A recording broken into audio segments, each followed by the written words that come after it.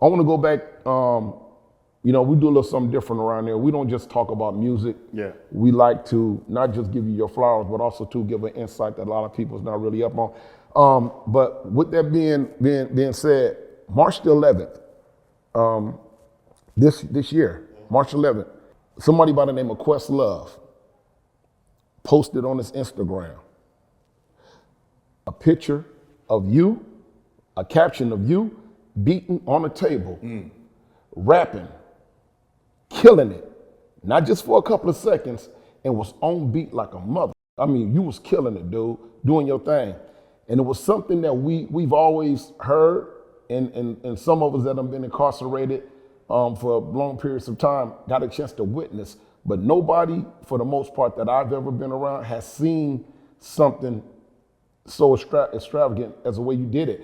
And it was so good to where Questlove, being from the East, being a drummer, and watching you do what you do as well as rhyming, he called you a genius. Did you get a chance to ever see that, or did you hear about that right there? Man, you know what? Ted told me about it, and I didn't find the time to look at it. Check it out, yeah. You want to know why? Because I'm working 24 hours a day, man. Yeah. I love that. I get up in the morning, I turn my shit on, I sit there. I just glance at the water every day and it just come to me, bing, bing, bing, bing. You know, 9, 10 o'clock, if I'm not on the mic, that's when I go to bed. But I'm working all the time. So I haven't seen that. And I mentioned that to my sons too. I said, man, you know, dude, with the pick. Yeah, You know what I mean? I said, man, Ted told me he said shout out to Questlove. you know. And I just sit there and just think about it. Not touching the phone yet, though. Not thanking them yet, though. But just thinking about that, you know, while I'm doing my thing, you know.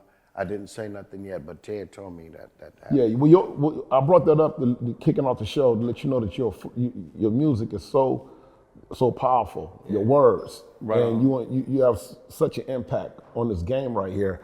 And with that being said, let's go back to what I saw when you was beating.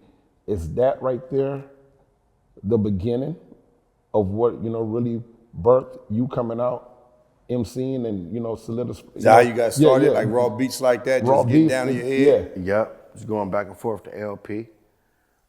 Then eventually, you know, Central Sillmore,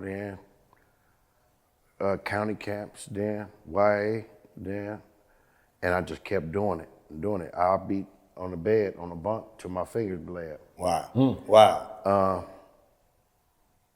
And it took, actually, I'm gonna go on and, it took years to get it like that. Okay. It took me months, and I was in Wasco when I first got it. When I first came up with my name in Wasco, I was happy to the motherfucker. I went in there, I had a pencil lead this big, and I wrote Tone and everybody. Okay. Like I changed my name, nigga, Sugar Free. Wow. Because I was thinking of a hard-ass name. Yeah. You know, all the homies had hard-ass names, and I wanted a hard-ass name. Something that fit me. Yeah. And right before I walked in the unit, I looked up, and I just remember seeing some seagulls pass by. And I just remember like, damn, they free. Wow. And I was like, free, Sugar Free. Wow. Sugar Free. And man, I started jumping up and down, and I looked at, you know, here you in a pen, and you know it's yard recall, and you lining it up. Picture a happy ass boy, you know, getting ready to go back to this 23-hour-a-day lockdown. Yeah. You know what I'm saying? But I found myself. Yeah, right? Because you know that was the you know, the little reception joint where you know where they did that, and then they sent us to where we're gonna do our time at. So it was a 23-hour-a-day lockdown. But I was happy to go get myself.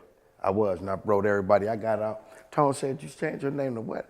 I said, "Sugar Free." He said, "No." Yeah, that's He said, "No." That's cool. He said, "What that mean?"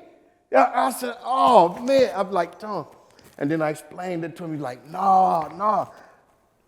It was like, "No, Royal Rock," because that was my name, and it was too pop lock. That name was too.